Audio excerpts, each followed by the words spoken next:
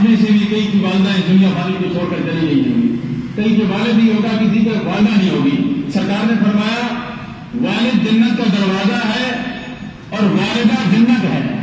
جنت تک پہنچنے کے لیے جنت کے دروازے سے گزرنا پڑے گا۔ ضرورت اس امر کی ہے کہ ہم اپنے والدین کا ادب و احترام کریں، حقوق اللہ کا خیال کریں، حقوق العباد کا خیال کریں۔ آج یکم ذوالحج شریف ہے اور یہ 10 راتیں جو اب گزر رہی ہیں، پہلی رات گزری ہے، والفجر وليال عشر والشفع والوتر والليل اذا يسر، اللہ تبارک و تعالیٰ نے ان 10 راتوں کی قسم اٹھانے سے قبل فجر کی قسم اٹھائی ہے۔ آج کے عظیم الشان اجتماع میں آپ کو دعوت فکر دیتا ہوں، جس فجر کی اللہ قسم اٹھا رہا ہے، والفجر، اسی طرح عصر کی بھی اللہ قسم اٹھا رہا ہے۔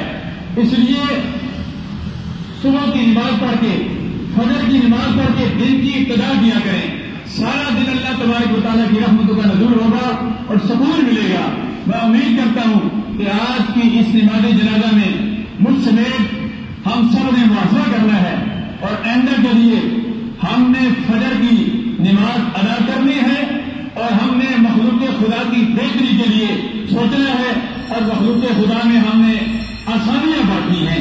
اللہ تبارک و تعالیٰ کی بارگاہ میں دعا کرتے ہیں، اللہ تبارک و تعالیٰ مرحومہ کے آنے والی منزل